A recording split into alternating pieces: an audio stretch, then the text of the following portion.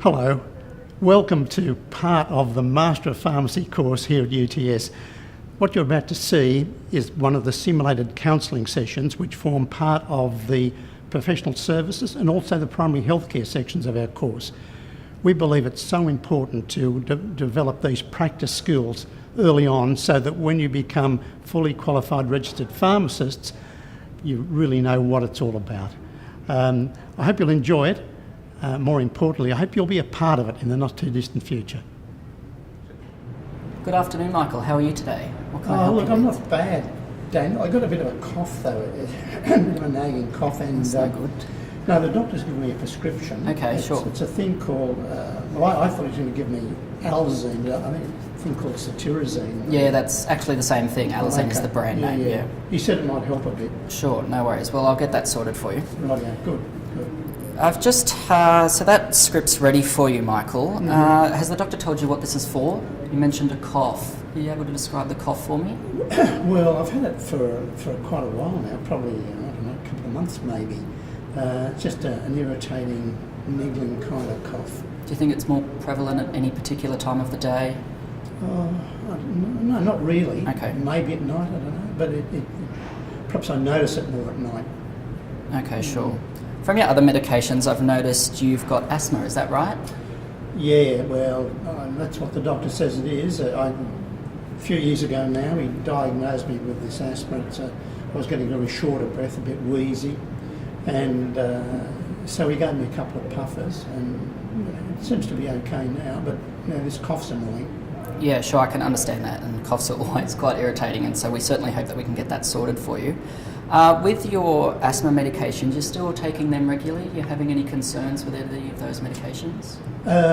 Well, one of them I use regularly. That's the blue one, Ventolin, I think it's called. The other one, I haven't been using it a lot lately because, to be honest, I'm feeling okay. The wheeze is fine, and the Ventolin seems to keep it under control. And the doctor did tell me that it was a steroid. Corticosteroid, is that it? Yeah, sure, that's exactly right. I'm a bit worried about that, to be honest. I thought too many steroids can't be doing me much good. So, yeah. And because the other puffer seems to be controlling my symptoms, I thought, well, I'll just stick with that. Sure, okay, so you're saying that your asthma is well controlled, and it sounds from what you're describing that it might actually not be. I can understand your concerns with the corticosteroid, that's completely understandable, and sometimes some of these drugs can be a bit worrying. Yeah. However, I just remind you that the corticosteroid is inhaled, so it actually means that you're unlikely to get a lot of side effects from the medication because it's not entering the blood directly. So the side effects are actually quite rare. Are they? Yeah. Well, I was a bit concerned about them, to be honest, and Sure. And I figured because the Ventolin seems to be controlling my wheeze, it's... Yeah, the Ventolin is a different type of medication, and it's not designed to provide long-term relief for your asthma. Yeah. And what can actually happen is that if you keep using this medication, you'll suffer some side effects, like tremors in your hands, and also your asthma may actually get worse because it's not controlling the asthma itself, it's only controlling the symptoms. Okay. Have you noticed any side effects recently? Well, not really. I mean, I use it every day, and that's not a problem, is it? It is actually. You shouldn't be using your Ventolin inhaler more than a couple of times a week at the very most. Right? Yes. Okay. So how often would you say that you're using your Pulmicort inhaler? Yeah, well, I haven't used it much lately at all. Okay. It's probably a few weeks since I've used it. Sure. And even then I was only using it maybe now and again, a couple of times a week really, because I felt that the Ventolin was doing the job. Yeah, I can understand why you think that, but I think it's really important that you start taking this medication regularly because it will actually assist in controlling your asthma better, may actually get rid of your cough that you're experiencing, and make sure that your asthma doesn't get worse. You think that Pulmicort might help with the cough? It may, because uncontrolled asthma can sometimes result in a cough that you experience at night, which is exactly the symptoms that you've described. Okay. So is that something you think you'd be able to start doing? Yeah, I guess so. I mean, if you think that side effects are not going to be a problem for me, I could give that a go. I mean, the doctor did tell me initially to use it twice a day, but I think because I felt the symptoms were okay, that I just left it off. Yeah, and just keep in mind with this medication too that you may not notice any changes in your symptoms. If your asthma is well controlled, that's showing that the medication is working and doesn't indicate that you should stop taking the medication. Okay, but you're saying I shouldn't be using the Ventolin so much? Yeah, once you start using that medication more regularly, you shouldn't be using the Ventolin often at all. Oh, okay. And that should make things a lot easier for you. Now, are you confident with your inhaler technique? Would you like me to demonstrate? Yeah, okay. Again? Well, I'm pretty much around the Ventolin. Sure. I know how that works, but the Might be Pharmacist's a helpful little bit different, isn't it? It is. It's a completely different device, so it might be a bit helpful for a reminder. Yeah. I'll just give you this written information. It summarises the points of how to use the device, and I can demonstrate it for you now. Sure, okay. So this is the device. It probably looks familiar to you. It does, yeah. You unscrew the top, and it keeps track of the dose in this number here. So that's showing that there's plenty left. You want to keep it upright at all times, and to initiate the dose, you just twist it, and you'll hear a click. Right. Did you hear that click? Yeah. Then to inhale, you breathe away from the device. Yeah. Hold the device vertical. Yeah. And inhale. Take the device away. Hold your breath for as long as you can, a few seconds at least. Yep. And then breathe away from the device. Okay. And then just put the cap back on, and that's all you have to do. Sounds fine. You confident in doing that? Yeah, no, I think that's okay. That's great. Well, Michael, I hope that's been helpful for you. But yeah, as I said, keep taking that Pulmicort, and hopefully that will help with your asthma. Okay. Thanks, Dan. No worries. Have a good day. Thank you. Yeah, that's good, Dan. Excellent. I feel better already as a matter of fact. Good to know. Yeah, look, just a couple of things. I mean, you could have asked if I'd had any problems with any other medicines I was taking. I guess the other thing too is lifestyle issues. Of course, Asking whether I'm a smoker, whether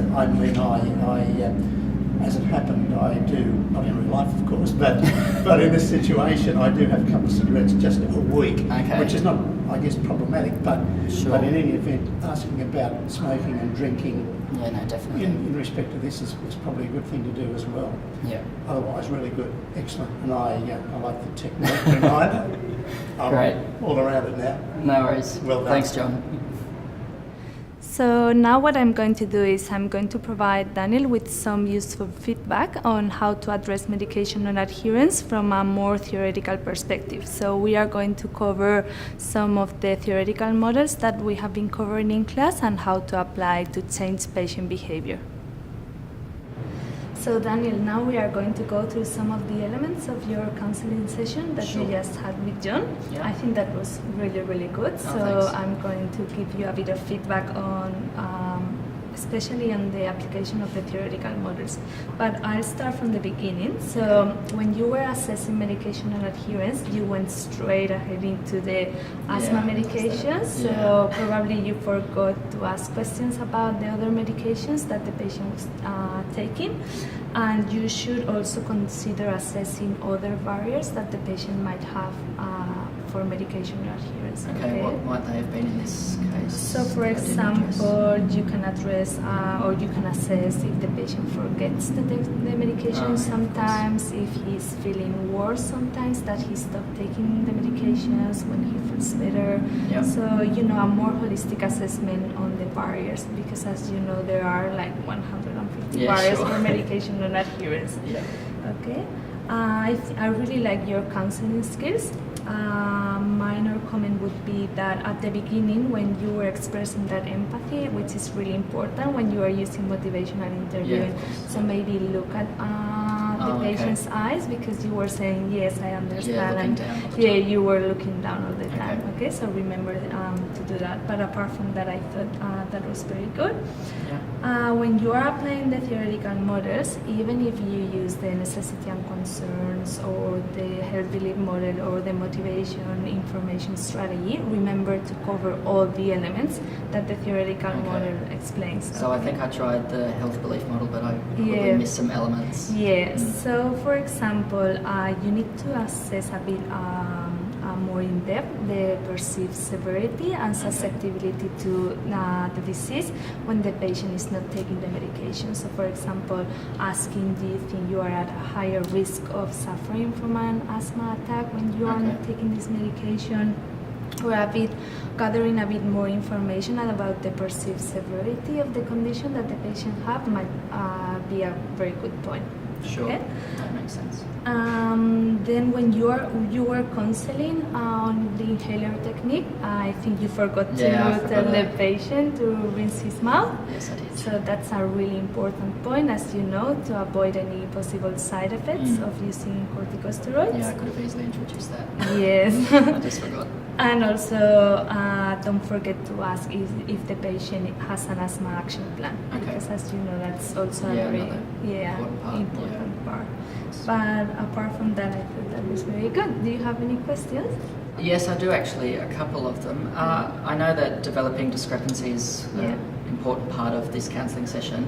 Can you explain how I might have been able to integrate that more effectively? So in fact that's a really good point, because it's, as you know, it's a really important element of motivational interviewing. So you can say, look, Michael, on one hand you are telling me that not having this cough or controlling your asthma is an important thing for you, but at the same time you are not taking these medications that would help you prevent this cough or future asthma attacks. Okay, so it's highlighting like a contradictory behavior. No, that makes sense.